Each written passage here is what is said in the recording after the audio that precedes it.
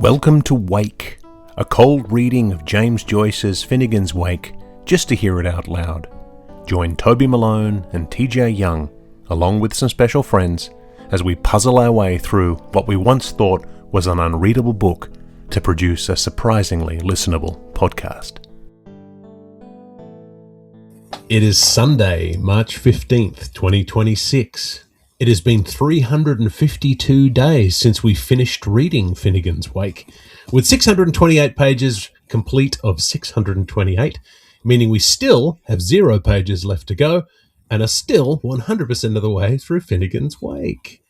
Welcome to episode 41 of Wake, the podcast that is bringing people together, linking up thought processes, and bringing a generally blissed out look to the face of listeners all over the world as we fulfilled a long-held bucket list item, reading James Joyce's Finnegans Wake out loud just once, which we did.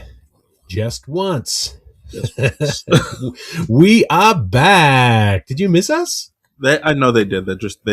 I hear them screaming it from wherever they are right now, and I appreciate the affirmations. Well, we missed you. I am your host, Toby Malone, joined as ever by the man who I realise I am not okay with not seeing every week now that this podcast is over, TJ Young. Hi, TJ. Hi, Toby. It's good to see you too. It's been a weird year, like nearly a year, when I was seeing you every week. Yeah. Without fail, we were recording episode a week, maybe 2 episodes a week, and I was kind of a little bit difficult to live with because I was pushing you to always be talking about Finnegans Wake. And then we got to the last episode, and then you got busy, and I feel like I've barely seen you. Yeah, and we saw each other once in person. Yeah. Since then. It has been busy. This is long overdue. I mean, we as we'll get to, we have reasons for being here today, and we promised you when we finished our last episode that we weren't going away forever. But this is overdue. I think it's Wake is back, at least for today. Yes, I do want to say that in the meantime, I have constantly thought about my promise about the Festy King short play. Yes. I will say I have tried to do research about Festy King, and it makes my brain hurt. And I'm like, I have a job, and so I constantly get pulled back and forth. But Festy King has made it into my. I'm holding myself to the fire. It's made it into my workshop about adaptation. Oh, nice. Great, excellent. I love yes. that. And it could be an Artodian kind of play. Like there's nothing to suggest that it's going to be Beckett. It could very well be Artaud. So we'll say yes. So if what we're talking about is mystifying you, and this is your first ever episode of Wake, I applaud you for your audacity at jumping in here. I would strongly suggest going back and listening to the previous 50 or so episodes of Wake. Although I would understand if you decided that probably wasn't how you wanted to spend your time. We did read Finnegans Wake beginning to end, but at the same time, we also generated this amazing community and went off on side quests and found some really cool stuff as we went. And for myself, I feel extremely pleased with how the process went, because I feel a great deal of affection for Finnegans Wake a year on. How do you feel about it all? Same here. And honestly, I'm so glad that we recorded it, because you'll laugh at this. I was mentioning Finnegans Wake in a response to some plays, right? Right. And a fellow respondent who I have never met and hopefully will never see again said, and I quote, "You haven't read that." And I said, "I have." He said, "You're lying." I said, "There's a recording. There's proof." And he looked at me as if I had 12 heads instantly. But, and I sent him the Spotify link, and the next day he came back. He's like, "You did read it." I was like, "You did? Why would absolutely. I lie about that?" Yeah. And I found that in the aftermath of having read The Wake, I ended up going back, and I think it was during the time we were reading Wake, I reread Portrait of the Artist as a Young Man, reread Dubliners, and then over the last few months, it was last summer, I reread Ulysses, which was, when you compare it to Finnegans Wake, Ulysses is a dream to read. Right. It's a beautiful text, and it's one of those ones that the more you pull at it, the more you get out of it. Which, of course, is what Finnegans Wake is as well. You can spend your whole lifetime just pulling at the threads and seeing what comes out. 100%. And I know that this offer is probably 2.5 years, maybe 3 years off. But when you do come back to the States and you come back to Pittsburgh, I can tell you that our special collections at Carnegie Mellon happen to have first editions Joyce books that definitely want you to get your hands on. I was able to touch the first edition printing of Moby Dick, all 4 volumes. Oh, right? They have beautiful. Plato and Galileo in there. They have Ada Lovelace. Like, it's crazy the things that they have in our special collections. And I asked about James Joyce. They're like, oh, yeah. I was like, first off, such confidence. And then the archivist said, you haven't read that. Well, actually. He trusted me. Oh, so it's been 12 months. It's been almost 12 months. A lot of stuff has happened. So you may have, if you are keeping an eye on our Instagram, it's fairly dormant at the moment. We try to sort of check in every now and then. A few things have happened. So TJ got married. Yes, I did. So congratulations. You and Taylor married last May. And Meg and I were able to go down to Pennsylvania to be there. And I was able to stand up with you when you... The last time you entered the U.S.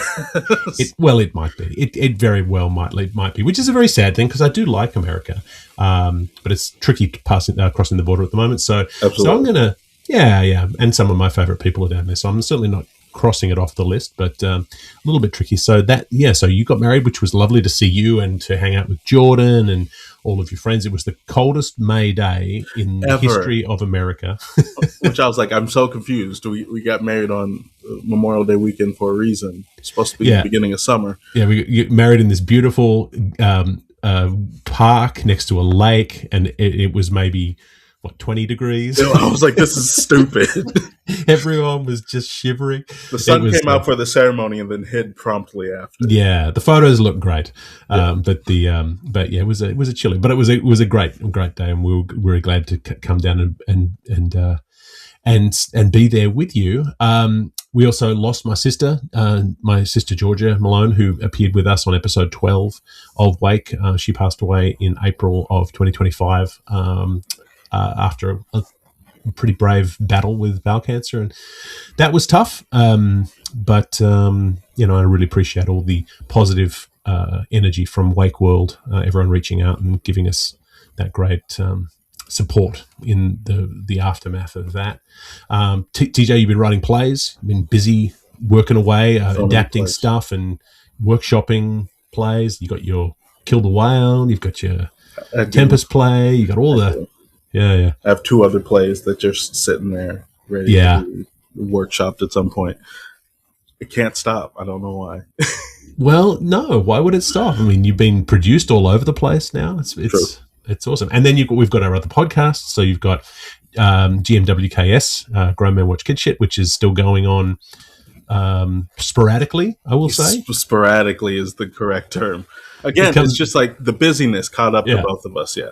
The new episode comes out, and I go, oh, it must have been 5.5 weeks.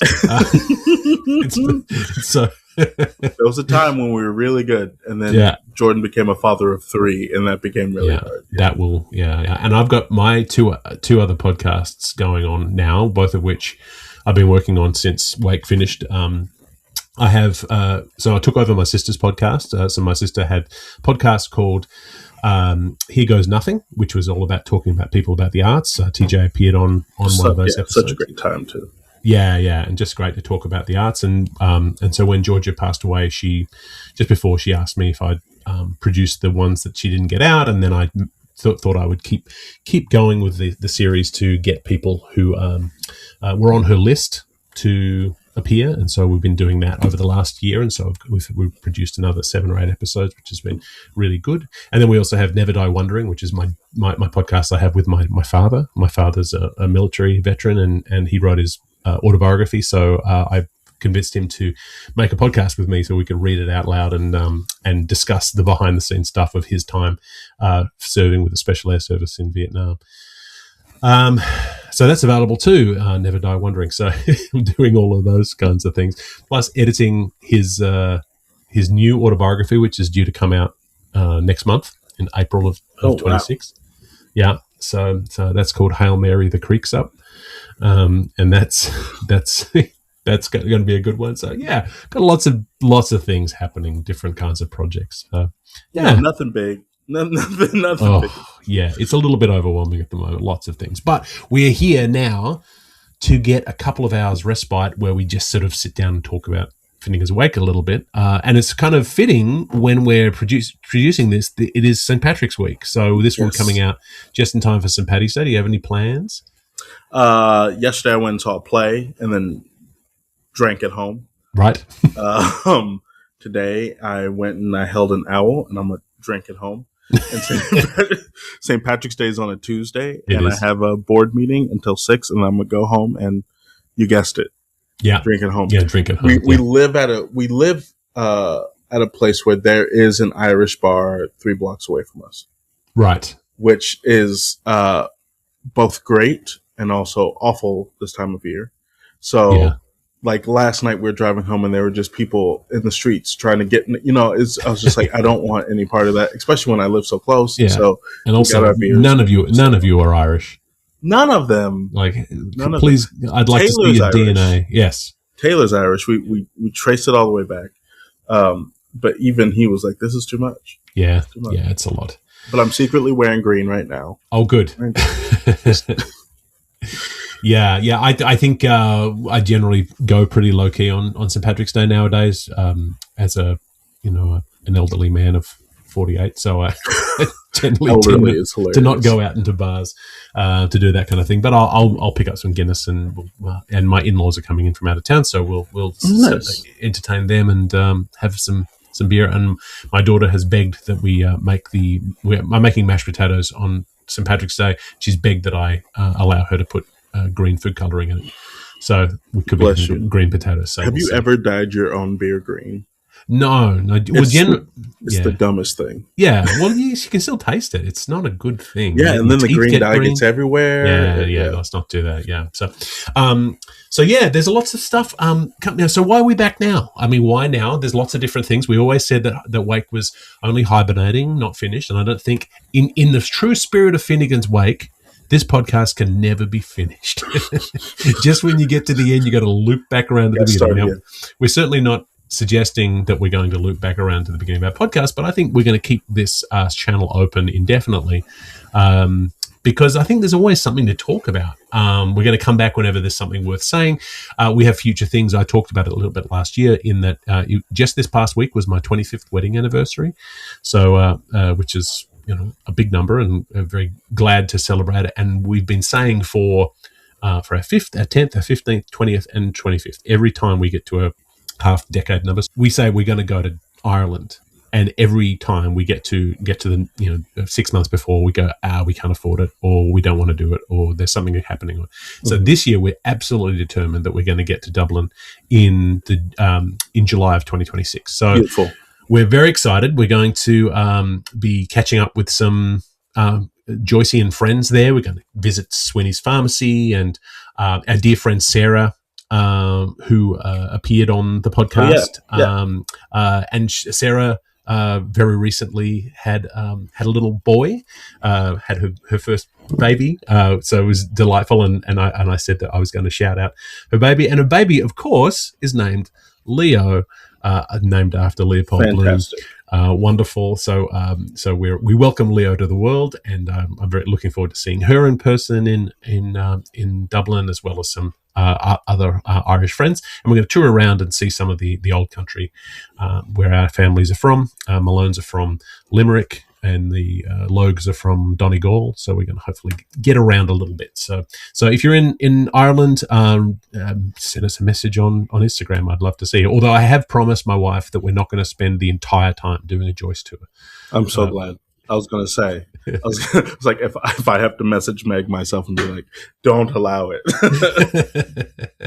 There's other things happening. Our friend Neil, our dear friend Neil, who holds the record for the most guest appearances on Wake, he he might be doing a special correspondence episode because there's a great Joyce collection at the University at Buffalo.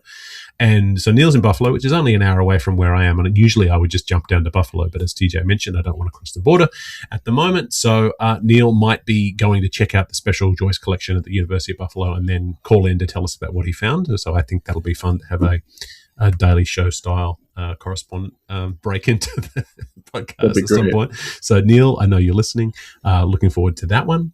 But yeah, it's been one of those things. We finished the podcast last April, and we just walked away from it. We went, all right, we're done. We sort of brushed our hands off and went. And then we sort of came back. I don't know, popped my head in at Spotify or YouTube, and I was like, what's going, like, suddenly there are comments, suddenly people are listening, suddenly people are saying, oh my God, I found this podcast, and so thank you so much for it. And people, like, some really wonderful comments on Spotify, which are awesome. We've had, do you remember when we first started this podcast, we were like, we're recording it for ourselves, no one will listen to it. Yes. We've had nearly 11,000 downloads, which is crazy, which is ridiculous. Like 11,000, like, really? That's, I mean, we appreciate it so much. I don't know if we really understand it, but we do. Like, and then sometimes I'll log into Spotify and it'll say yesterday, which is a random, Wednesday or something, you had 28 downloads of episodes. And I'll think, why? What happened? See, I think what happens is that people come on and then they get overwhelmed by the book and then they get their courage back and they're like, okay, let me read down. I'm on a plane for 12 hours from here to Spain. Yeah. Let me go ahead and hop on.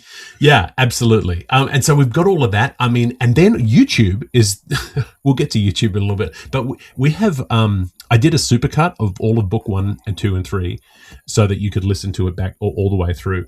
And the book 1 supercut on YouTube has 3,500 views. So people, I don't know how long they're watching, but it's kind of crazy. We had some really great numbers on our Spotify Wrapped, including a nearly 1,000% new audience growth with 423% in growth in followers, 1,100 hours of listening last year. We were the number 1 show for 59 fans. Which is crazy. It's crazy. And then we won 3 awards on Spotify Wrapped. One was a 2025 Rising Star Award. We won one for 2025 Marathon Show, the show that people are marathoning the most, and the 2025 Most Shared Show. Like, and I'm sure they give these things out to everyone, but still, our listening time went up by 367% last year. Most of our listeners are in the US, so I apologize for any negative stuff I have to say about the US. But no, they know what's happening. And just to show that we're a classy podcast, all of our fans, their other top artist on Spotify was Johann Sebastian Bach. So,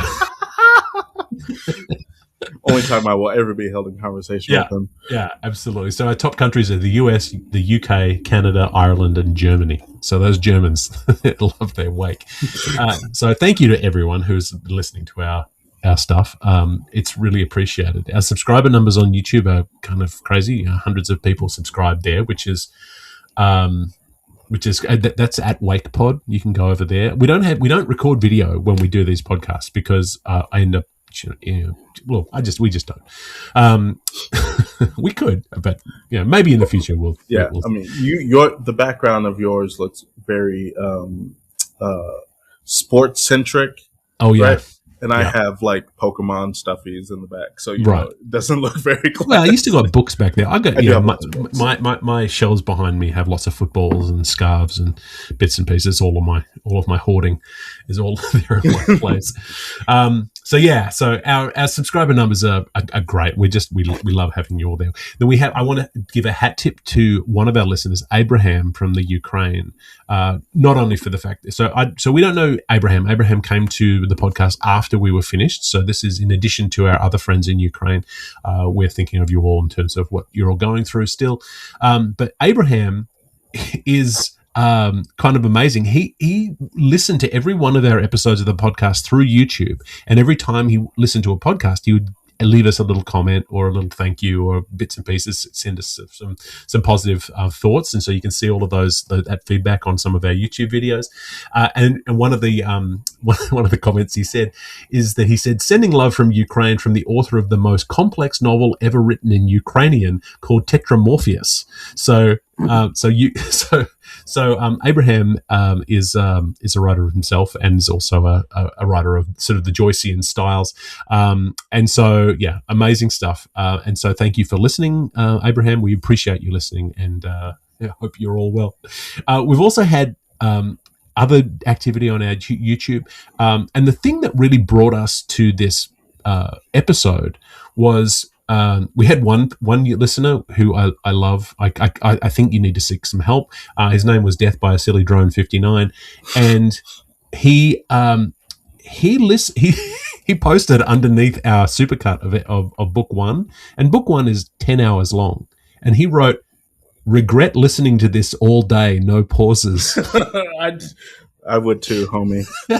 Bless you. All day long, which is it's an endurance feat. And not only the fact that maybe our reading isn't always perfect. I mean, it's often wrong. But listening to it, I'd be interested to see whether he came back around beyond regret, but 10 hours. No. So we get a lot of nice comments like that. A lot of people going, "Oh, these thunder words are very long. That's crazy. I can't believe it's a real word." But then we started to get some really interesting feedback from people in late 2025. Suddenly the YouTube views ticked up, and so did the comments. And we didn't really notice until suddenly I saw 3 or 4 of these, and I reached out to TJ and said, "I think we need to do a new episode," because they were all on a similar theme. So, for example, Marcus Palmer 2981 wrote that they visited our YouTube video because of the recent Pluribus series that was recently released earlier this week. And Vox Sephora 2799 said, "I ended up here because they mentioned the book in Pluribus, considering how hard it was to read.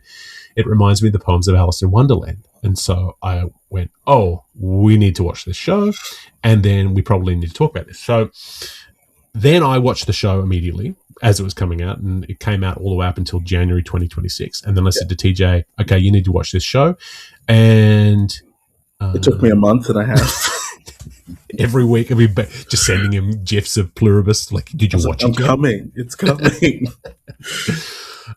So this is why we're here today. We're going to just talk a little bit about Pluribus and Finnegans Wake. So just to give you a little background, Pluribus is a Vince Gilligan show. Vince Gilligan is a genius who is responsible for things like Better Call Saul and Breaking Bad, and I put them in that order because I think Better Call Saul is a better show than Breaking Bad.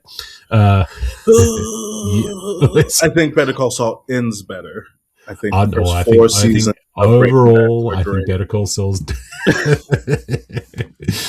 So Vince Gilligan, essentially the king of Albuquerque, can do whatever he wants. He's basically, I mean, you watch this new show and some of the various exotic locations they're filming in, and then it's Vince Gilligan saying, "Yeah, I just want to go there," and they're going, "Yeah, whatever you want, Vince. Yeah, here's the money. Back up a truck for the money." So this was released in 2025 and early 2026 on Apple TV Plus. And I'm just here to say that there will be spoilers all over the place in this episode. If you haven't watched Pluribus, either go away and listen to it, or stop listening now, or just endure the spoilers, because we're going to talk about bits and pieces from this show as we go. It features the incomparable Ray Seahorn as Carol Sturcker. She's awesome. She won the Golden Globe for. She deserves it. Yeah, for her performance as Carol. Good. Yeah.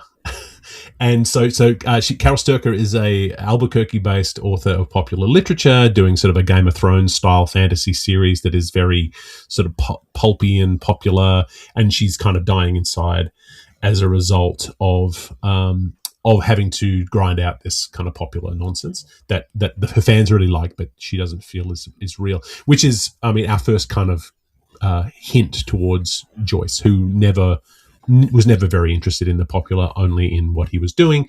But Carol has a very smart wife and publisher who is saying, "No, seriously, this is how we make our money. You can write your masterwork some other time or later on." I also think that's interesting because the wife is lying to her about how good she thinks it is. Yeah. Right. Yeah. Yes. Which I was like, yeah. Yes. And that's one thing that Joyce's wife never did. I don't think she ever told him that things were good when they weren't. But he had people in his life who were like, "What are you doing?" Oh yeah, that was absolutely. So the show, the series begins with a mysterious signal that comes from space. That they see this repeating signal, and then they start to interpret it as being a code, and it's this repeating signal that it's a message for a sort of type of biological recipe. Which eventually they understand to be a virus of some kind, which they then they go out of their way to then recreate the virus. They take the parts of the code and they say, okay, well, let's make it without any thought about what that would mean. And then once they figure it out, they test it on animals. A human is bitten by one of the infected animals who is then infected, and then they figure out that transmitting this, I guess the first patient zero knows exactly how to infect the others. So it's through saliva. And so they do it by licking each other and kissing each other and putting their saliva on food and putting it in various ways, and to send this out around the world until they reach some kind of critical mass. And there is a major event that happens where everyone essentially freezes and spasms and then joins this hive mind, where everyone on the planet is linked together in this thing called the joining, where everyone gets together. It's kind of the whole premise of the show, of course, is that not everyone on the planet it joins up. There are 13 humans left on the planet who did not join up, one of whom is Carol Sturcker. So Carol resists the whole thing, and she and one other character are resistance. Everyone else seems just fine with it. The other 11 seem just okay with it. A crazy what a setup. Yeah, it's crazy because I sat down to watch and I was like, this is. It's funny because I was actually surprised that you watched it, because I know you don't do horror very well, and it has some really dark horror themes. But when they mentioned Finnegans Wake, I was like, wait a second, something else is happening here as well. Well, that's the thing. And so this is the reason why we're here, because there's a scene early on in the first episode where Carol has been signing books and is miserable. She's sold a ton of books, so she should be happy. And her wife is saying, why aren't you happy? And she's basically saying that this is not art. This is just commercialism. This is not it. And they're sitting in a bar, and Helen, Carol's wife, says, and they're just starting to talk about her masterwork, which is sort of a different, which is called Bitter Chrysalis. This other work that she feels as though maybe is I read one article that suggests that Bitter Chrysalis sounds a lot like Better Call Saul when you, but she says, she reassures her that people would like to read her more difficult work, be okay. And then she segues and says, you ever read Finnegans Wake? And Carol says, no, I tried to in grad school. And Helen says, it's probably great. I don't know. All I know is it made me miserable trying to get through it. I figure you make even one person happy. Maybe that's not art, but it's something. Okay. So, so this is what brought people to us, because they were like, why did he mention Finnegans Wake? I think probably the search rate for Finnegans Wake queries left that night because people are saying, what is this? There were plenty of conversations on Reddit. There were plenty of articles published in like USA Today and all sorts of places being like, why is Finnegans Wake being mentioned in Vince Gilligan's new series? And a lot of people said, it's just a coincidence. It doesn't mean anything. He just threw that in there as a reference to a book that no one's read, that's hard, and that's the whole point. But do you buy that, TJ? Not at all. Especially because the rest of the season is littered with both art and literary references. Yeah. Like, he's too smart of a writer.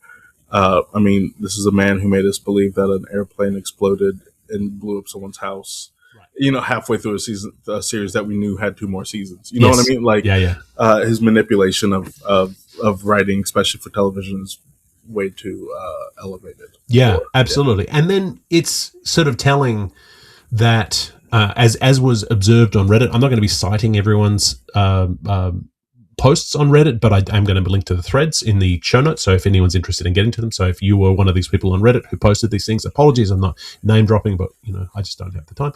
One person noted that the mental apocalypse starts when Finnegans Wake is name dropped in a public house.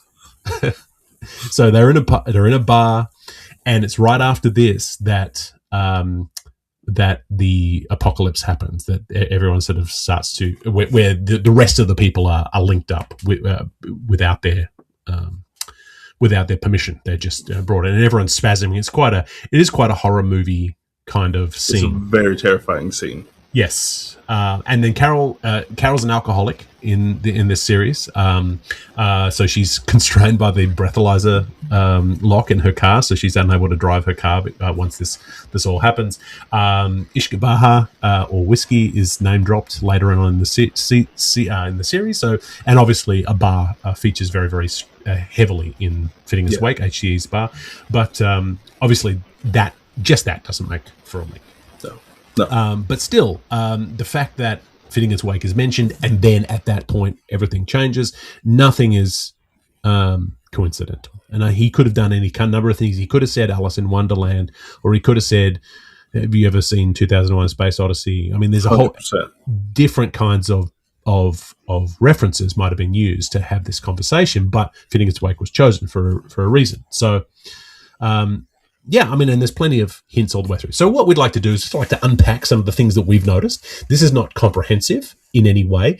If you do have things we missed, we'll happily do a follow-up episode to talk about it. If you're a giant Pluribus fan and you've got all sorts of theories, let us message us on Instagram. We'll have you on as a guest. We'd love to do that. But yeah, there's plenty of things to talk about. I think starting with the title. So obviously pluribus means all people, and it links very clearly to the major character in Finnegans Wake, ALP, Anna Olivia Pluribel. Pluribel being all women.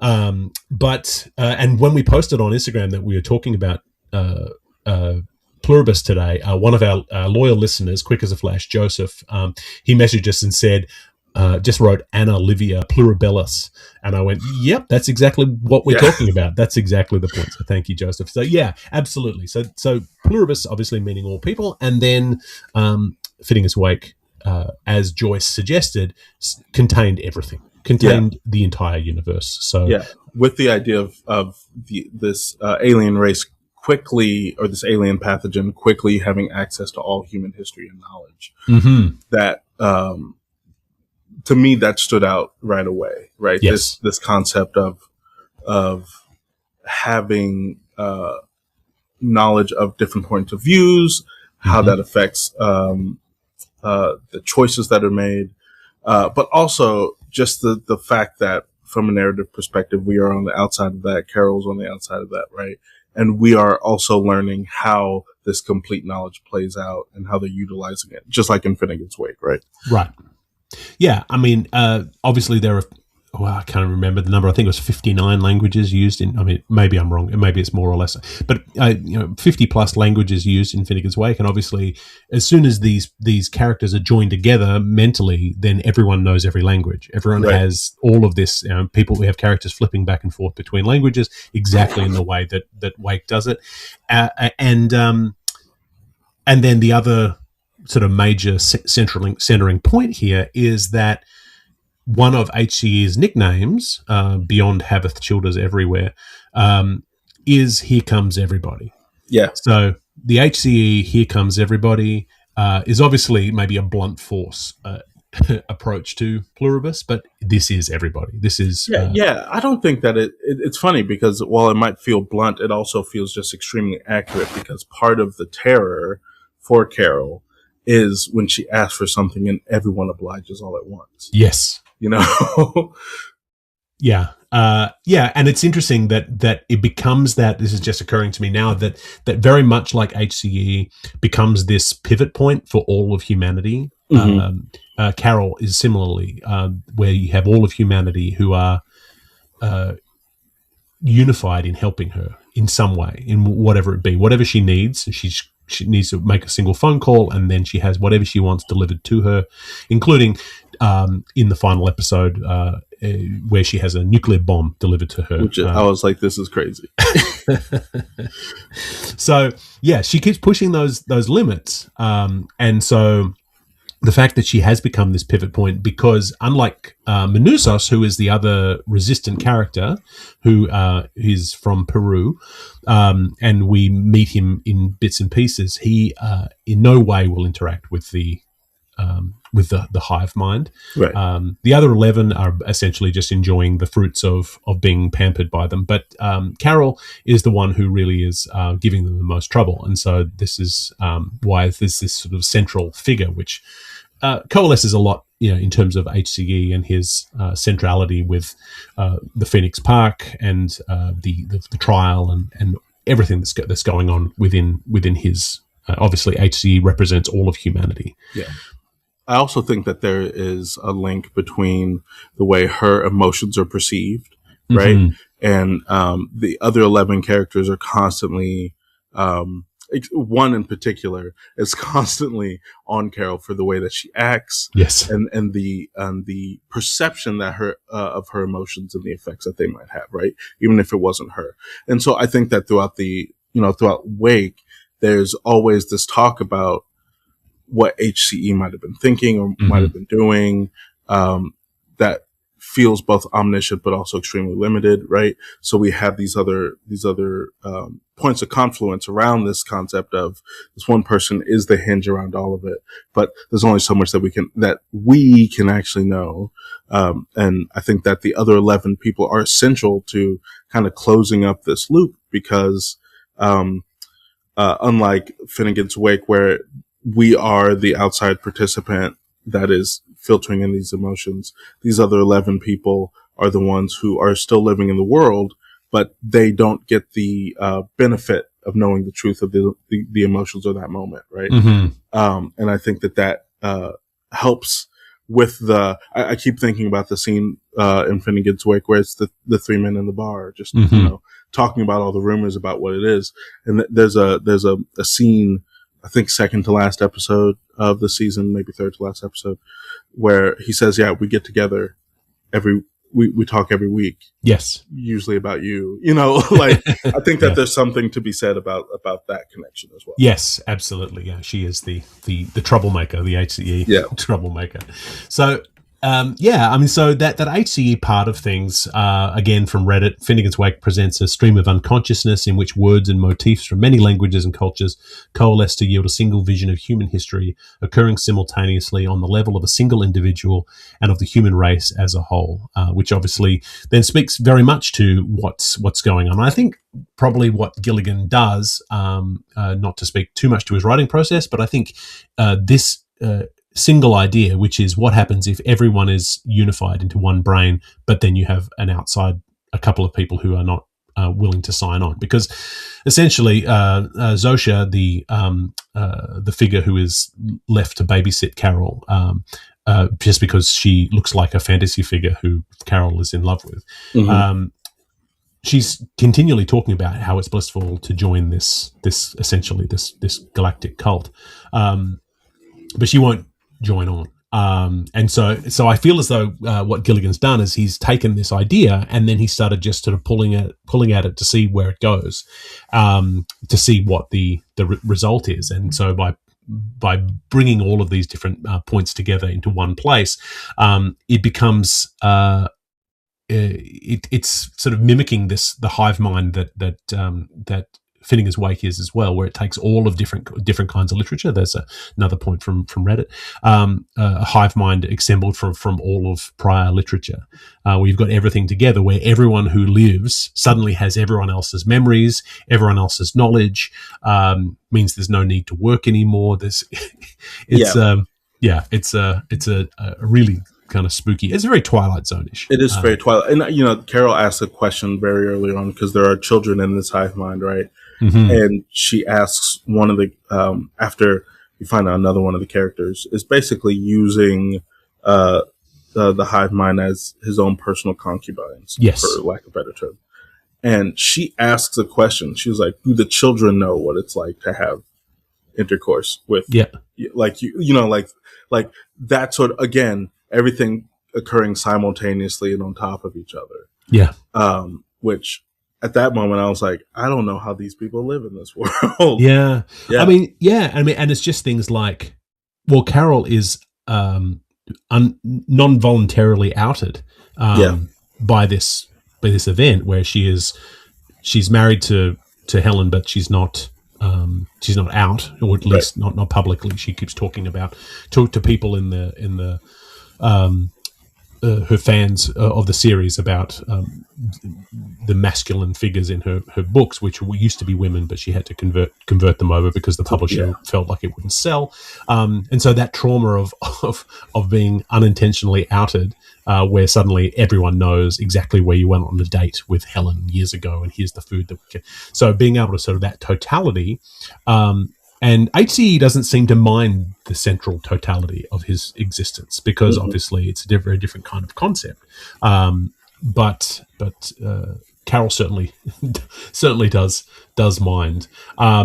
Another point that is made about the HCE part of things on Reddit was that people describe the book as one long dream where characters are not fixed people but shifting archetypes that keep returning in new shapes, speaking different languages, which again I think is really a really interesting way of putting it. In that, but the characters still retain their previous life structure, so they're not all dressed in the same thing, or they're wearing whatever clothes they were wearing from their prior life. So you have the man who offers to give Carol a grenade is wearing a DHL uniform.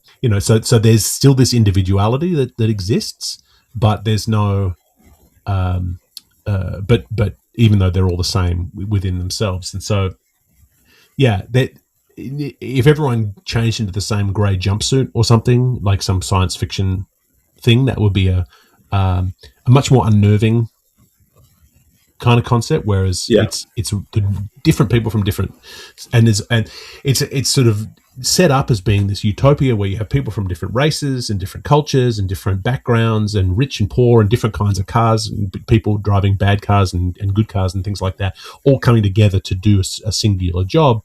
But it's also the horror of the fact that the conflict that we have as humans is what makes life worth living. Yeah, and I think the other part I like about that is, within Finnegans Wake, we do get this really cool, just literary device of feeling like we're in the omniscient and we're connected with everybody, but there are deep and really tangible moments of individuality throughout it. And there comes a point where Carol just straight up asks, she starts asking questions about individuals, right? She stops asking questions about the collective, and she says, did this person like it?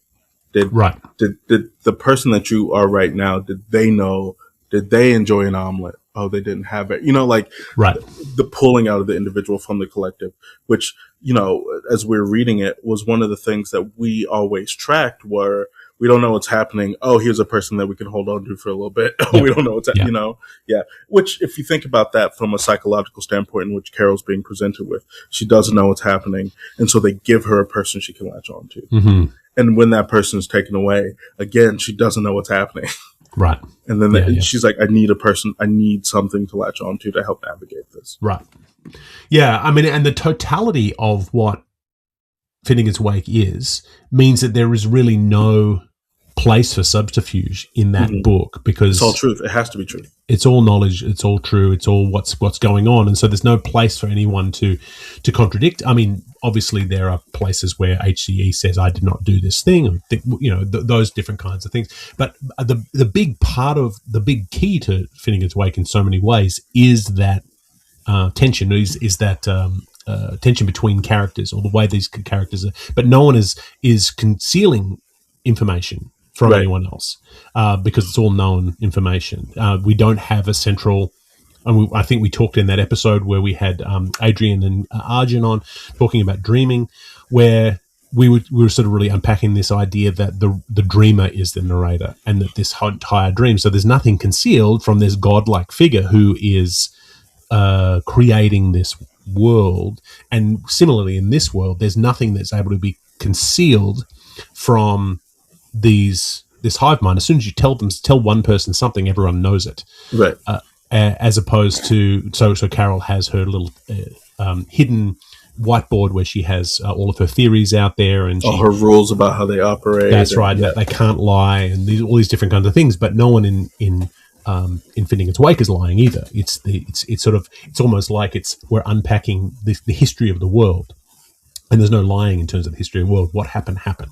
Not from the perspective of a historian, but perspective of an anthropologist in some ways. Right. It's just, this is how it is, and then it's going to loop, and then it's going to go through and loop around. I think we talked already a little bit about the work in progress that Carol has, a bit of chrysalis, and obviously work in progress was the name of Finnegans Wake when it was first sort of being put out there into the world. And it's interesting, Joyce said, he said, quote, "Writing in English is the most ingenious torture ever devised for sins committed in previous lives. The English reading public explains the reason why." which you may identify with, maybe. I don't know. I do. I do. Yeah, that struggle of writing. But it's one of those things where she's trying to come up with this more serious work privately, even though her publisher wants her to write the fluffy stuff that's going to sell. And Joyce had a similar kind of thing where he never wrote anything fluffy. The fluffiest, the lightest thing he ever wrote was Dubliners, which is a work of high art.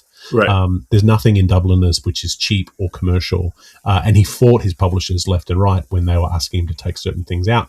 And then Finnegans Wake, he published Ulysses to much acclaim, but also much controversy, and then immediately got onto Finnegans Wake and spent 17 years putting this thing together, which was widely derided every time he released a sample chapter.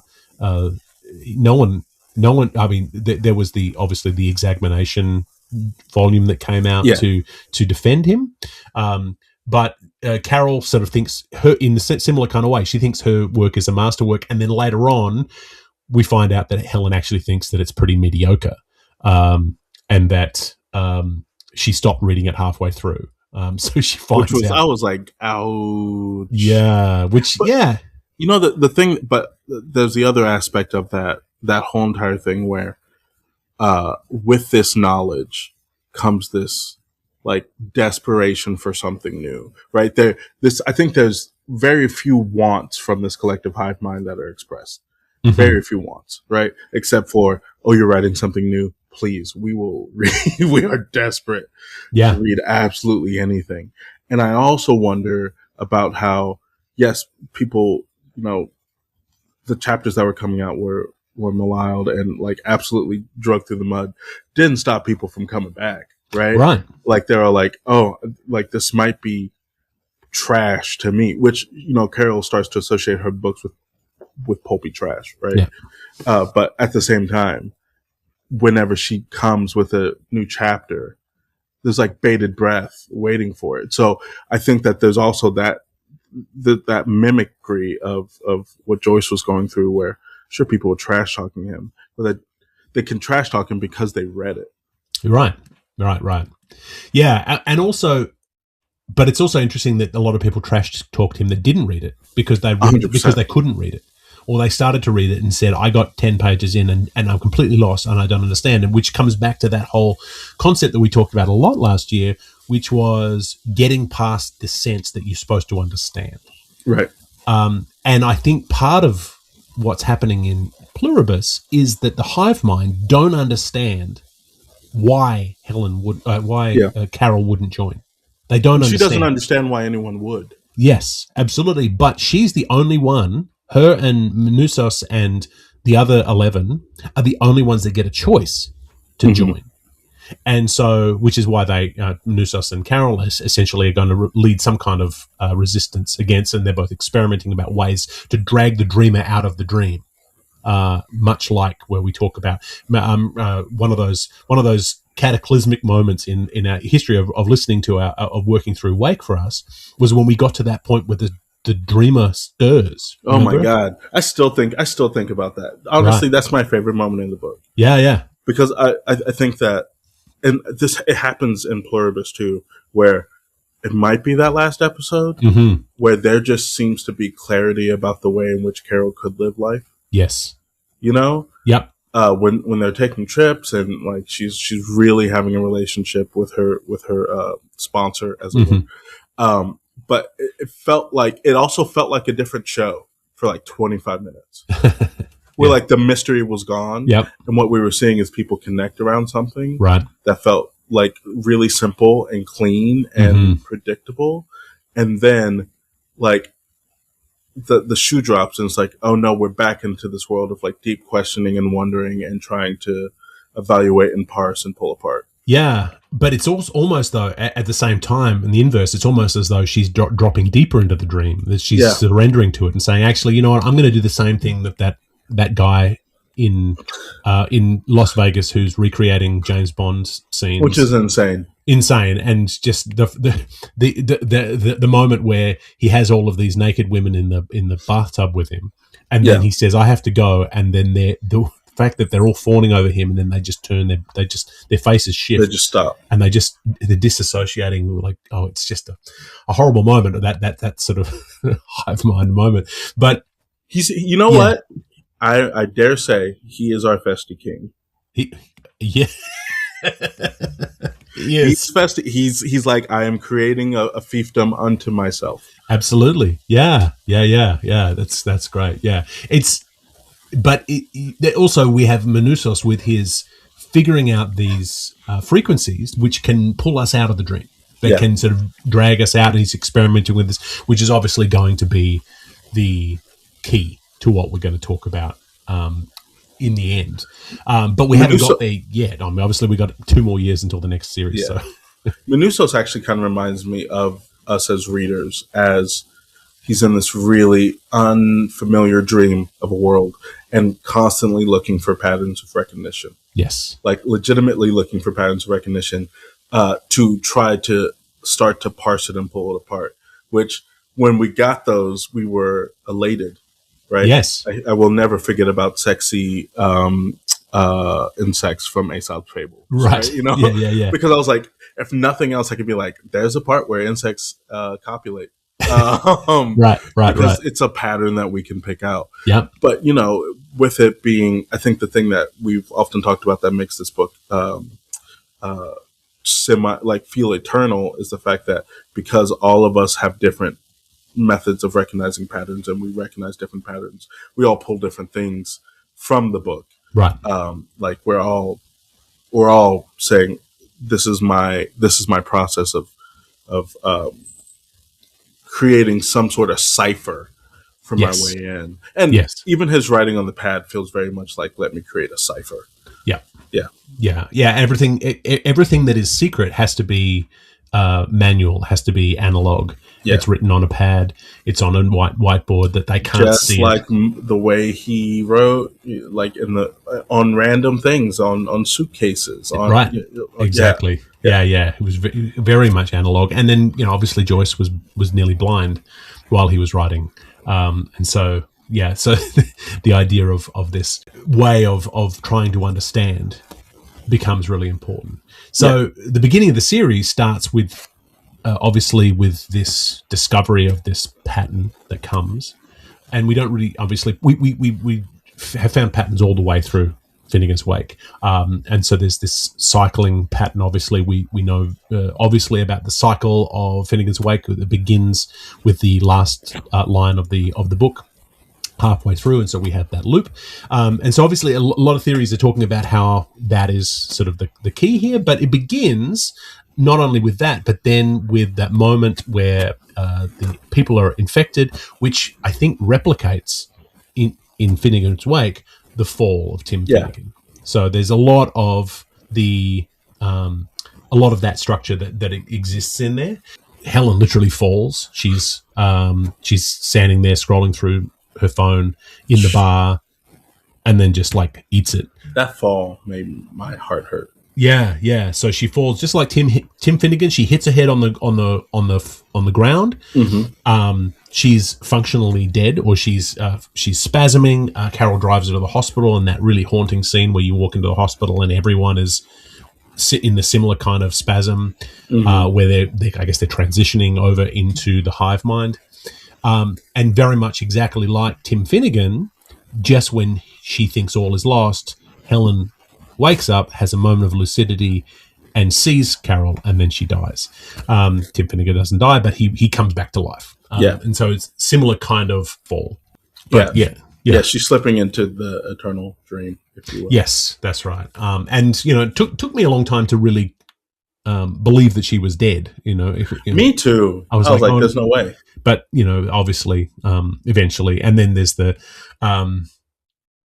And then the way that Helen's memory is treated, obviously, again, where she is kind of positioned in public as being Carol's friend, but really they live together, and they have this long-standing relationship, and they've been to, there's scenes where they go to an ice hotel in Scandinavia, and there's this history that they've got, these memories, and realizing that other people now have those memories too, because Helen became part of the hive mind very briefly before she died, so everyone has her memories. And it's interesting that Carol says to them, she's not available. She's off limits. Yeah, she's off limits, and so they are asked to push Helen's memories out of their hive mind and into a subconscious place, into a dreaming space, into a place where it's not accessible. Whether or not they do, I don't think they do, or think they can. No, they don't. But they certainly tell her they can.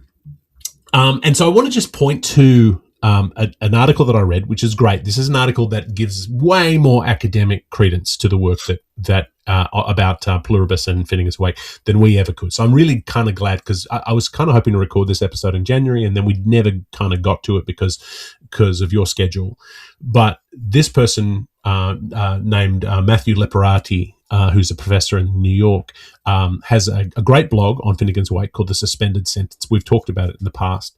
But he has an amazing, really in-depth academic take on Pluribus. And so I really urge you to go and read that. But he talks a lot about the fall as well. He talks about the fortunate fall, about which is a big part of what's happening in Finnegans Wake, or Felix Culpa, and which Joyce references, and he goes into lots of different approaches, talking about whether the show can be seen as a criticism of communism or capitalism or Buddhism or Christianity, or all these different kinds of things. I'm not going to go into great detail. I think if you're interested in reading what he's talking about, I'm going to link him in the show notes, and I'm going to thank him right off the top right now for his excellent work, because there's some really interesting things in here that he talks about.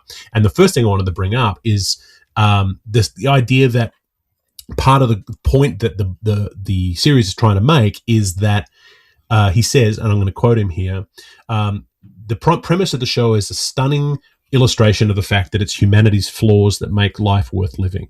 I'll put it bluntly, if you take away humanity's ability to fuck up, you take away everything that gives meaning to life.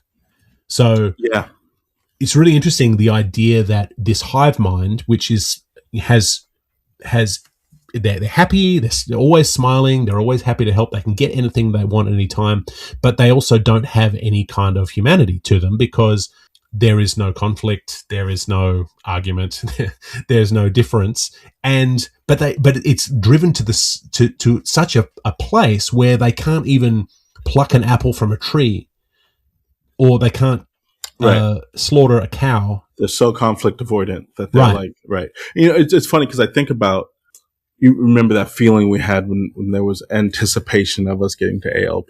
Yes. Right. And I think that anticipation came from, we are seeing a flaw, we're seeing flaws, we're seeing flaws.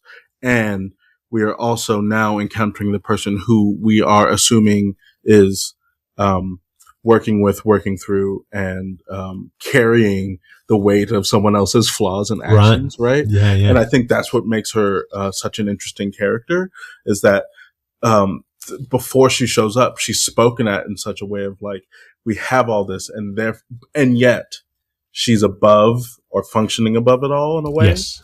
And I to me, she has always represented the just like you said, the beautiful side of all this, that like in spite of this, there could still be goodness and kindness and love and like redemption. Yeah, and if Carol is our HCE, then is Helen our ALP? Even though we lose her immediately, she's still very much like Anna Livia is the river that flows through Dublin. Yeah.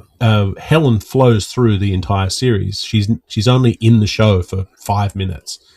But even her grave becomes such a critical point of like regrounding. Yes. And like when she finds out that Helen didn't like her book but lied to her, it almost feels like there is, the grace of like true love built into that. Yeah. Of like, I know that this will shatter her if she. Yeah. Well, and Carol and Helen sort of represent two very different sides of humanity. And Carol's a bit of a curmudgeon and she's difficult, whereas Helen seems to balance her out. And we all have that. I mean, we're both married to people who balance us out, who give us different sides of ourselves. Taylor's a far nicer person than I am. Yeah, and so it's the kind of thing where we need people who can challenge us and can call us on things, and HCE has ALP in that way, in the same way that Carol had Helen, and it's really interesting. Like this article talking about the Felix culpa, the happy fault, the fortunate fall that comes, that Professor Leporati talks about, and he talks about how the idea that the fall is a good thing. Both, and obviously we have the reference to the fall of man, the Garden of Eden. If there hadn't been a fall of man, then we wouldn't exist. We need the sin to exist in order for humanity to be real, to have that sort of sense of individuality.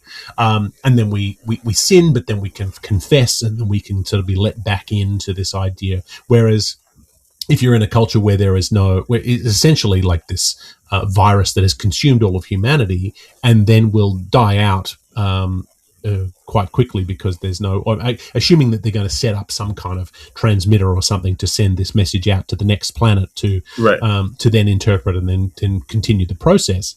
But since they can't consume anything except for the soylent green that they've created from the corpses of dead people through this milk that they're drinking, there's no chance of a cycle. There's no chance of this loop. It's going to be, this is an extinction level event, and that people are dying, and that things like stress, Carol shouts in someone's face and then tens of thousands of people around the world seize and die. It's a similar kind of things. And so Professor Leporati says the fall is a good thing because it leads to the possibility of the greater good of redemption, forgiveness, personal growth, and meaning. As Joyce puts it, "O Phoenix culprit, ex nihilo malo comes Michaelmas bonum." Oh, I missed saying Joyce. Yeah, it's funny that you mentioned the whole milk thing, because I think that the other aspect of this is that there is something so, like, Carol moves with such a taboo nature about them eating dead people, for lack of a better term, right? And then it becomes, like, for them it is a fact of life. Yes. Right? And I think that that's so interesting. And I also love the fact that, like, everyone else on the planet knows but her what they do. Yes. Yes. And she expects them to be expects the others to be horrified. And they're like, yeah, that's fine. Which also feels very much like we are expected to be horrified by HCE's actions. Right. That's right, yeah. We're expected to be horrified. We're expecting ALP to be horrified by his actions. There's a scandal going on, and then it's just something about the writing that feels like, okay. Yeah. Whenever we realized, he defecated in the park. Okay. Like, it just kind of feels a matter of fact. Yeah. And then there's that sort of dichotomy, that's the two sides of the same coin, where it's the good and the bad, the Sean and the Shem, the different kinds of differences that exist within the Wake. Is you need one to have the other, and if you don't have both, then we have nothing to push upon. Yeah. And so it's. I think what Finnegans Wake is doing most of all is speaking to humanity, what humanity is, which is exactly what Pluribus is doing as well. Is saying, okay, but is this humanity? Can we still count these beings as humans if they have this telepathic connection that removes all conflict and war and for good or bad, but removes it so that that's taken away, but replaces it with something infinitely more sinister. Infinitely more. Yeah, and so I really would love to point everyone towards that article on the suspended sentence. I'm going to put that in the show notes, as I said, because he talks a lot about this, and he goes into more detail about whether or not he counters arguments that this is a pro-communist work or it's a Buddhist work, a Lacanian theory. Lots of different kinds of theories in there, all of which is has already been said. I don't want to really waste our time just reiterating this great work, but yeah, please have a look there. But I think that humanity side of things is the thing that really keeps me coming back to this argument, because I think early on, I think I was watching it weekly as it was coming out. I was still had the suspicion that it maybe was just not really. It maybe was a coincidence that Finnegans Wake was mentioned, and that it was the same as if he had to mention Jane Eyre. And what's the difference? It's just the name of a book.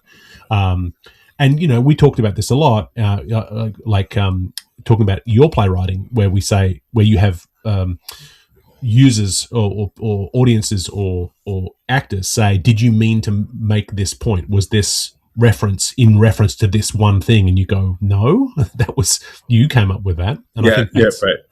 Yeah, it was like trying to read Shakespeare through any kind of political movement. You can find evidence everywhere if you're looking for it. And so it's the same sort of thing. Is that one of the accusations you might level at this episode that we're doing of Wake is that, yeah, you can find Finnegans Wake anywhere you look for it, and we're finding it everywhere we look for it. But I can't quite believe the idea that it's coincidence. Yeah, I agree with you on that. I mean, confirmation bias is 100% real.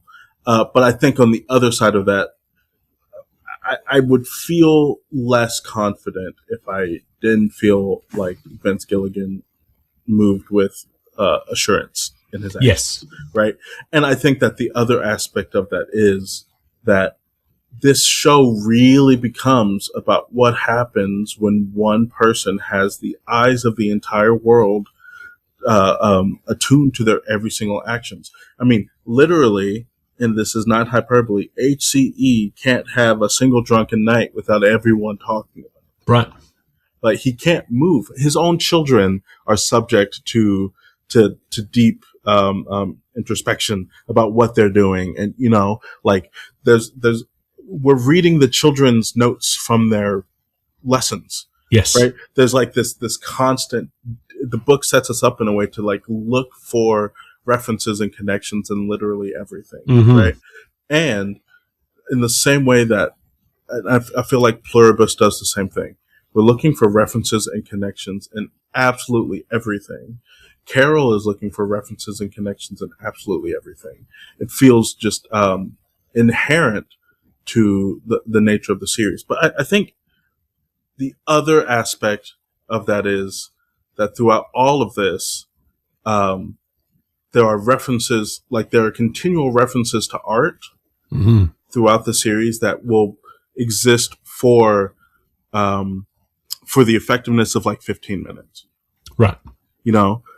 Her going to the Georgia O'Keeffe museum and taking a painting, that's resolved by the end of the episode, right? But I think that if we're looking at the framing of, we've talked about how people have talked about the destruction of the world is in Finnegans Wake. Right. Right? And it's not a coincidence to me that the season ends with her having an atomic bomb, mm-hmm. right? This revelation for HCE is perceived to be world-ending. Right.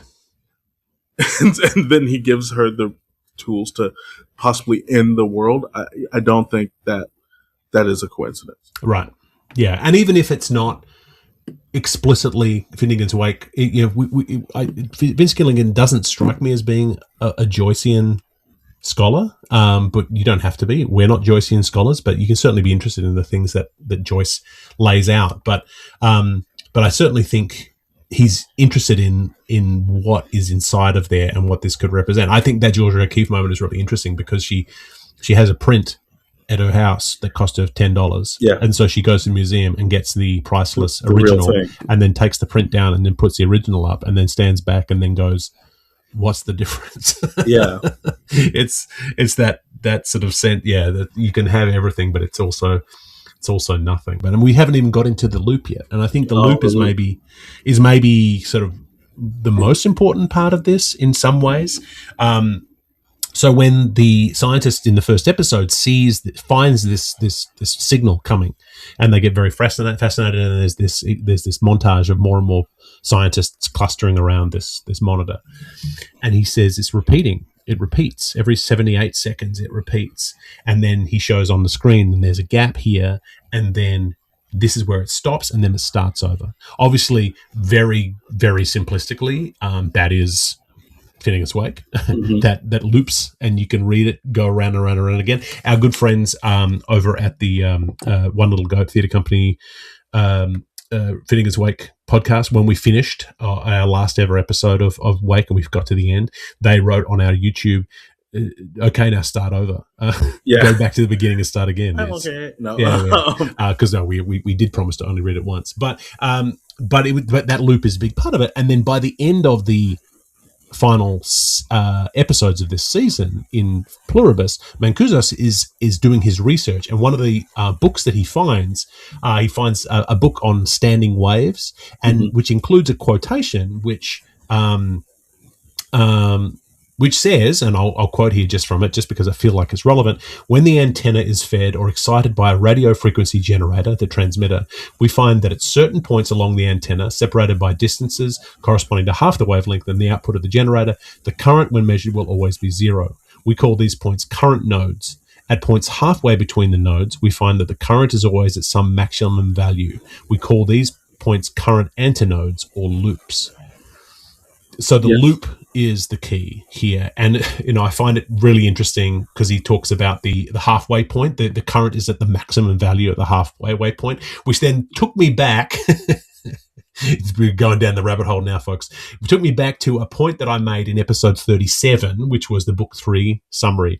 Remember I showed you that diagram from of Katerina Balsamic, where she talked about the circle, that it was like a circle where the book is splayed out like this, and then you go sort of the halfway point of the poles of the planet. I'm looking at it right now. Yeah. And so so the halfway point of Finnegans Wake, or the maximum point, is page 314 and 315, which features a thunder word, which right there. Not the thunder word, not the key thunder word though, because the key thunder word, I think, comes up, and in terms of this loop and this radio signal, is that thunder word 8 is the radio, and so we have that radio signal that comes in.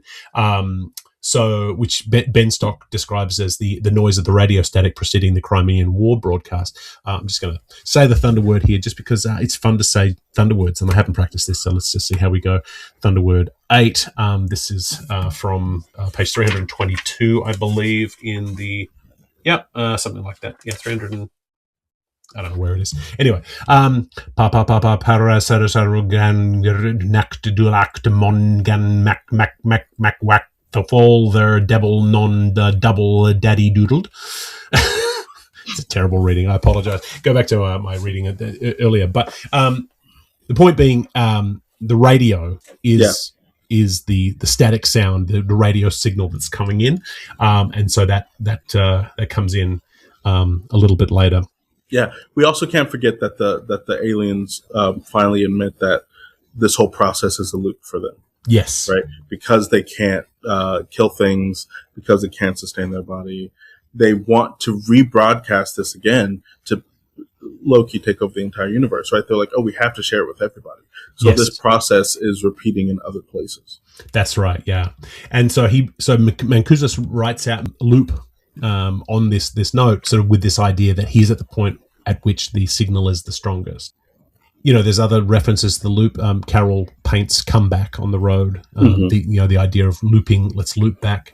But yeah, so that sort of link around. So whether or not the whole thing is going to begin with the next iteration of this loop that we're going around, that it's completing some kind of cycle in the world, that's circling back to the beginning at the lab somewhere else, is sort of a big question that comes up in this. But yeah, I mean, I'm not sure they haven't exactly unpacked the science behind this yet, and maybe they will in the next season, or maybe it'll come down to Manousos explaining his theory to Carol and them trying to figure out how that they can broadcast this disruptive frequency that can then potentially disengage a group of these joiners, and then they can sort of work to amplify it together. I mean, I'm assuming that's probably season 2 and its focus, but I don't know. Yeah, I also think that it's interesting that there is, before they all move away from Carol because of her anger and the way that she keeps triggering this reaction. I feel like they move away from Menounos partially because he does the same thing, but also I think because they realize that he's catching on to like a way of undoing it, right? And it just reminds me of, again, this reminds me of ALP. When ALP enters, it almost feels like this disbursement of everyone else around.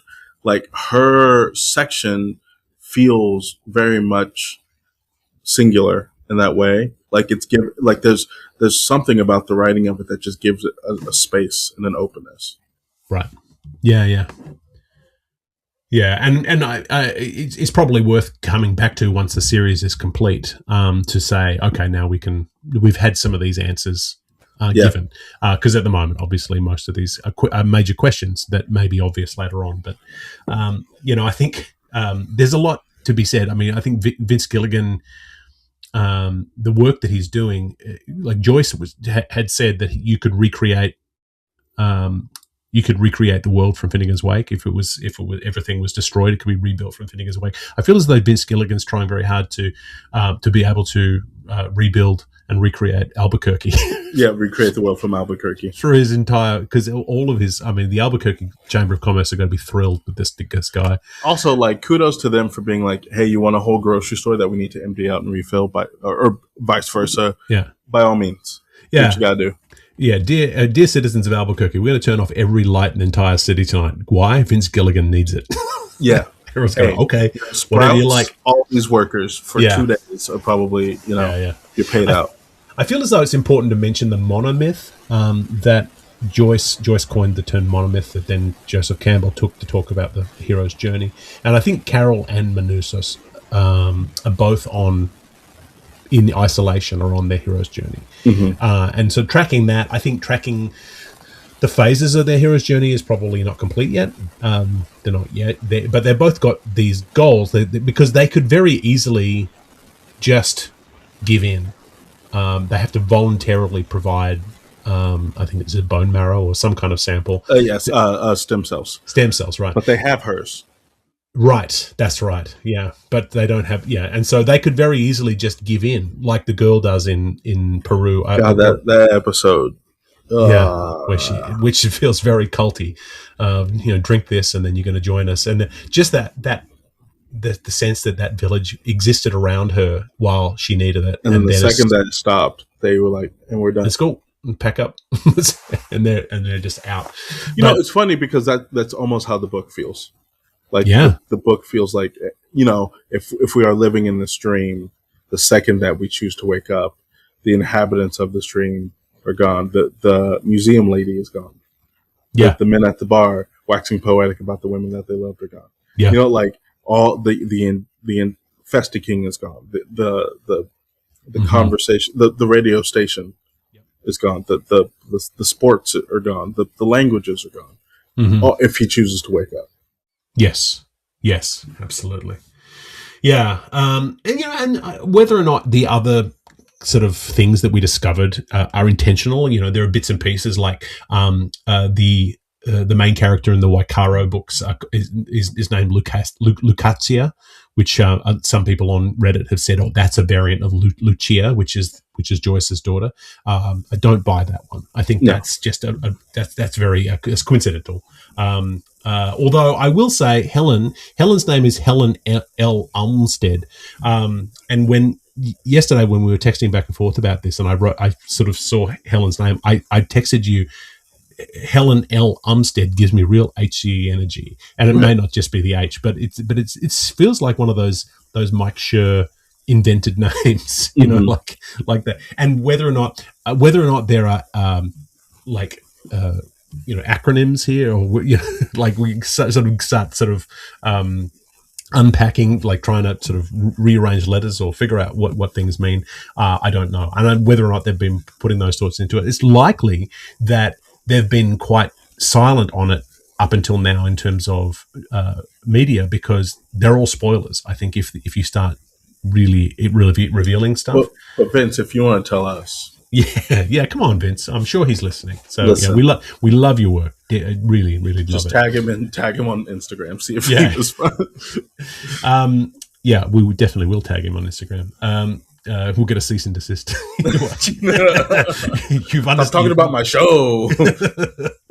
There's like like one of the Sean and Shem variants is Taff, and the president, the fake president, is named Davis Taffler. Again, whether or not that's a real Finnegans Wake link, I'd be surprised. I think that's very much inside baseball, so I'm not sure. And then the suspended sentence article also notes that Manousos, the name Manousos, is a variant of the name Emmanuel, who is the savior.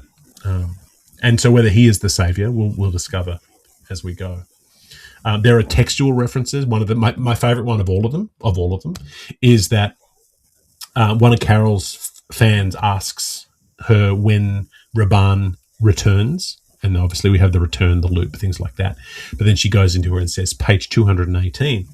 And then when we pull out the text, I've got my trusty Oxford World Classic here. That is it Oxford World Classic? No, Penguin Modern Classic. That's it. Of Finnegans Wake. Oxford was the one that gave us the summary. That's right. We got the summary, and we hate that summary, and so suck it. Is that when you go to page 218 in Finnegans Wake, that is a blank page. The blank page between book 1 and book 2. That's hilarious. I'll take that one. I'm gonna just assume that Gilligan flipped through and got to the end of book 1, and because he doesn't return in the next book. Yeah, there's a woman in the next book. That's it. Night games, immediately into night games where everyone gets up to all sorts of different kinds of things. And then we also already talked about the thunder word that shows up of the radio static. But there's lots of different things that we could sort of point to, whether or not those are true. I think the idea that there's something in here where there's more to it than simply a story, a Twilight Zone story. Which is, wouldn't it be crazy if everyone except 13 people on Earth joined a hive mind? The fact that there's more content in here is it's kind of fascinating, and I'm delighted that it brought us together to have this conversation. Yeah. Is there anything we didn't get to? No, I think that the other thing is that there's this isn't necessarily attributed strictly to Finnegans Wake, but I think it is important to note is that there is a consistent sense of mystery. There's a consistent sense of, this is the thing that's important, and then it becomes not important. I think that there's just the themes of what love is acceptable, what lust is acceptable, what passion is acceptable, right throughout both pieces. And I am kind of happy that I was able to watch it in like a bingeable sort of way, right. Because I too was, we talked about, we're like, maybe there's nothing here. I too was slightly skeptical of like, maybe there's nothing here. And then when I was watching it all the way through, I was like, oh no, there's something here. Mm-hmm. The connection feels legitimate. And on top of that, I would not put it past Vince Gilligan to say season 1 is Finnegans Wake, because at the end of the season, we are actually taken through a whole entire journey of what, like you said, seemingly accepting the dream to at the very end being like, no, I'm actually right back where I started, mm-hmm. where all of this has to end. Right. And I wouldn't be surprised if like the second season is based off of some other great literary novel. Right. Right. But I do think that there is, if we look at the real trajectory of Carol as a character from the end of episode 1 or the beginning of episode 2, where she says, I have to turn everyone back. Yes. The first season is her being swept up in the dream, being swept up, looking for reasons why she should resist it. And then coming at the end of being like, oh, wait, she's in the exact same point of resolve and action that she was at the beginning of the show.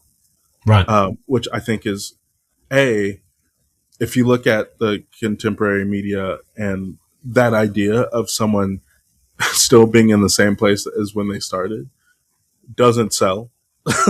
Right. Right. It just doesn't sell. Yeah. But the fact that this show is here, and it also brings me up to like the last point that I said, there's this idea of knowledge being caught up in this loop. There's this idea of knowledge being, if we start Finnegans Wake again, we understand something different now, therefore we can interpret things different now. Which is why I think the first time she asked for an atom bomb, she's like, this is crazy. Why would you give this to me? I would never ask for that. And then she's gone through the entire journey. She's gone through the dream. She's woken up again and being like, or I now have the knowledge to know that maybe I do need an atom bomb. Right. And I think that is just a fascinating sort of trip where we are at the beginning of the loop, but we are with more knowledge. We're with a sort of resolve. We know the possibility of the dream that we didn't know before. So good. Yeah. And I think there's more to talk about. So, we'll have to come back when Vince Gilligan calls us and asks us to. Hey, if you need two people to just be on your shoulder, be like, drop that in, then we'll be. Yeah, it's I had all sorts of other things to say about this, and I think that there's plenty to say, but it's but maybe that's for another time, and as we go, we'll I mean, we promise not to be away for a year again. I can't promise that. TJ is the busiest man in podcasting, so I'm just trying to make a living. Yeah, and you're doing a good job at it. So and I've got projects, and we're both busy guys. So getting a chance to sit down, I will say that. One of the things that I'm saddest about ending Wake is that we don't get to see each other every week, and so we might just have to start a new podcast. I'm just going to say that, we'll break it to our spouses. Hey, we're going to start a new podcast together, and both of them will go, "Are you serious? Don't you have enough to do?" But I keep trying to muscle my way into guest on TJ's children's movie podcast, and that can only happen every now and then because the show is only happening every now and then. That's it. Whereas I'm sort of more here for the weekly connection. But maybe we'll got to figure out a new concept. I think we can't just read Finnegans Wake again. Maybe what we could do is you could play the old episodes of Wake, and then we can do commentary over the top of them. So we can. So we can. Oh, I really like this part. Like, I still don't know what's happening. I don't really no idea. Yeah, we'll see. Yeah, that would really test our listenership. So I'm sure Neil would listen and would then give us that disappointed look that Neil always gives us, which is you're not taking this seriously enough. We love you, Neil. And our good friend Lucy Brazier, she has a podcast that's been going for a little while, which was inspired by her time on Wake. It's called the Porter Podcast, which is all about her reading her novels, and she's promised to have TJ and I on as guests on season 2. So I want to come running. Yeah, so we're going to come. So Lucy, if you're listening, I know you're listening. We're looking forward to Portugal season 2. But all right, so that is all the time we have this week for Wake. This feed will likely go dormant again for a little bit until inspiration strikes. I will probably come back to talk about my trip to Ireland in the summer. And I owe you a Festi King play. And a Festi King play. And honestly, once we start going on that's going to come together very quickly. I love the idea that, what's the guy's name in the French? Can I tell you, I actively forgot his name because he disgusts me. Yeah, he's pretty gross. I love him in Our Flag Means Death. Yeah. Great character in that, but his whole, his whole rapey thing is... It's a bit much. Little bit much. Yeah, but I love the idea that he is the version of Fester King in here. I was trying to look it up as I'm going, but I'm sure we'll Diabete, yeah. I'm not sure what his first name is, but anyway. So we love everyone's support. We loved stumbling across all these people finding us on YouTube and Spotify and Apple Podcasts. And if you're a new listener or if you are an old listener, we'd love a rating as long as it's 5 stars, and a review if you are so inclined. That's great. Our podcast is technically dormant because we're not releasing regularly anymore, and so that's sad. It means people aren't finding us. So tell everyone you know about Wake. And there's always more stuff to talk about. Like I say, I'm going to Ireland. I will be hanging out at Sweeney's Pharmacy, and then we'll have more to talk about as we go. So, huge thanks to my long lost writing partner TJ Young. I'm so sorry that we have sort of disconnected. Like the way you call me bit. lost, I'm right here. Yeah, I know. But look, we used to work together on our plays. I got to get back into the dramaturgy thing. I think, it's. I'll come back and give you some support on those plays. I promise. I believe it. Yeah, it's going to happen. It's going to happen. No, yeah. I do believe it. Yeah. I meant that with sincerity. And let's do more podcasts soon. So I have been Toby Malone, and thank you again to you all. See you soon, Hive Mind participants. This has been Wake, a cold reading of James Joyce's Finnegans Wake, just to hear it out loud. If you've made it this far, thank you for your dedication. Join us next week for another segment of Finnegans Wake and a chat about what we've found. Wake is a Moon Street Media podcast, engineered by TJ Young and Toby Malone. Our theme song is The Ballad of Perso Riley, arranged and performed by Meg Logue after James Joyce. Wake is recorded in Canada, where Finnegans Wake is in the public domain.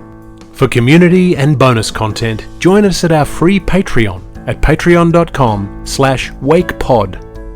If you have questions about Finnegans Wake, don't ask us. We're just as confused as you are. See you next week.